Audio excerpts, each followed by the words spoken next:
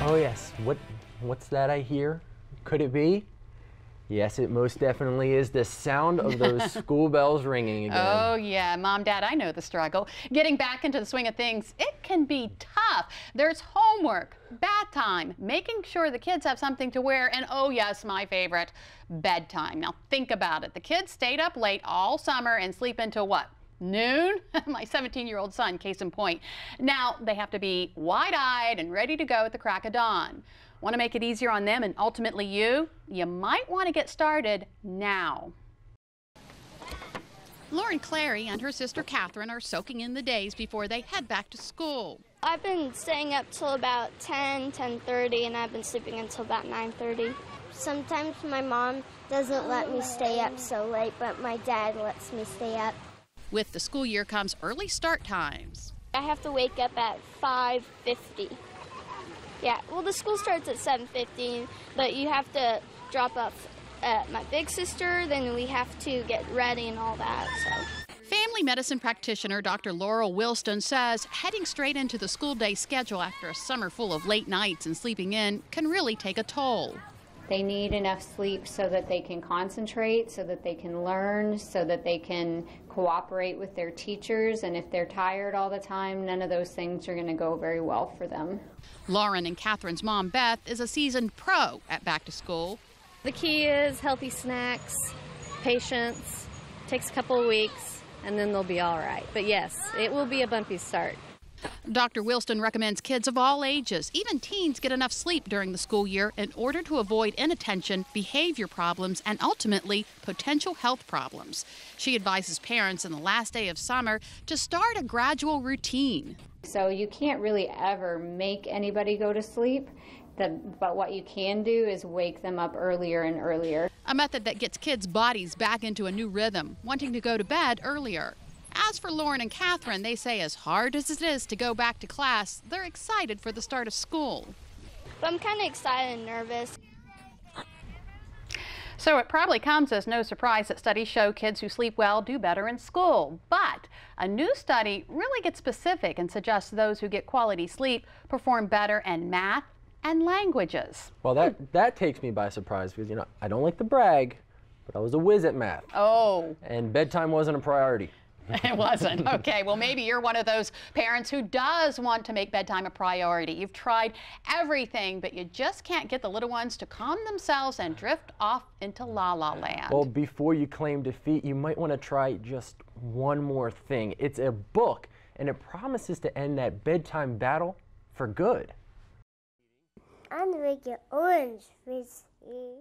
It can be a nightly struggle for Jim and Tara Schuler, hands full with 10-day-old Toby, to get their 3-year-old son Jake to sleep. Sometimes trying to put him to bed is challenging and can take upwards of an hour. They heard about the book The Rabbit Who Wants to Fall Asleep by a Swedish psychologist. It claims kids will fall asleep in 7 minutes, so Jim and Tara decided it was worth a shot.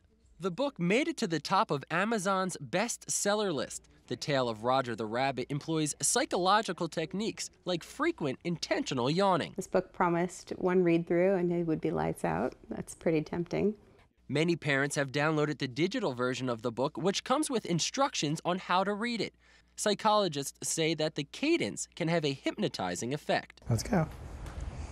So they put it to the test. Jim settled in with Jake. Yeah, first he was his typical self and trying to get him to sit still for long enough to just read the book. But once I started reading the book, he wanted me to continue. It took a while for him to settle down. The pace of the book and the way they have you read the words it's all about emphasizing falling asleep. And slower. With a few breaks, it wasn't quite 7 minutes, more like 20, but one read through and he's asleep. It seemed to do the trick. He was longing for his warm, comfortable bed.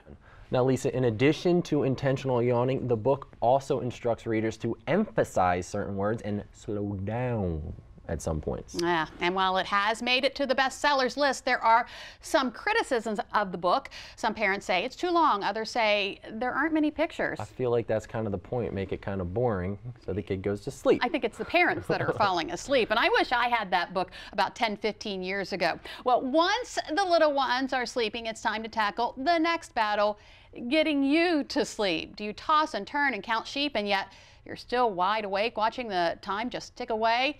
Well, instead of getting a new mattress, maybe a quick yoga routine is just what the Sandman ordered. Sometimes, no matter how hard you try and relax, it's hard to slip into dreamland. I have clients who have really grueling schedules in professional sports, so they have trouble sleeping. When she's not spending time with her son, yoga mobility trainer Dana Santos teaches pro athletes in different sports to trade in their X's and O's for some needed Z's. What are the poses that we can do right before we get into bed to sort of realign our bodies and inhibit those muscles that have been overactive all day long? Santos believes just 6 minutes of specific yoga poses before bed is all it takes for a better night's sleep, regardless of your calling in life. Oh, my mind's racing, and so, you know, you have your thoughts jumping around. Your brain function, everything relies on sleep. So here's Santos's 6 minutes to sleep success. First, hold on to the bed frame and do a squat. Then, a warrior one pose with one leg in front and the back leg straight. Now, get into bed with a pillow under the legs. Once you're set, try the bent knee twist. This stretches your low back muscles and opens your chest. And last, take deep or diaphragmatic breaths, counting them backwards from 20 to 1. You want to start to get into this, doing this as a ritual every single night. Because Santos says this routine relaxes your body and clears your head for a perfect night's sleep. Now, Harvard researchers investigated how a daily yoga practice might affect sleep for people with insomnia and found broad improvements to measurements of sleep quality and quantity.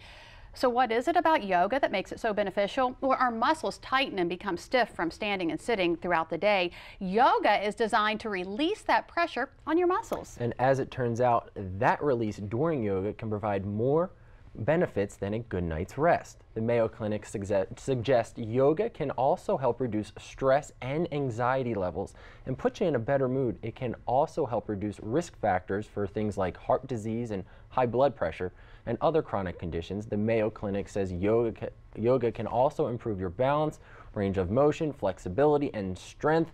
So Lisa, what do you say we get started? I already have. What is this one? Well, we've been talking about sleep, something that will surely keep you awake at night, tooth pain. And that pain can come from everything from a cracked tooth to an abscess. Still ahead on Delmarva Life, a real dental emergency means you need to get to the dentist chair ASAP.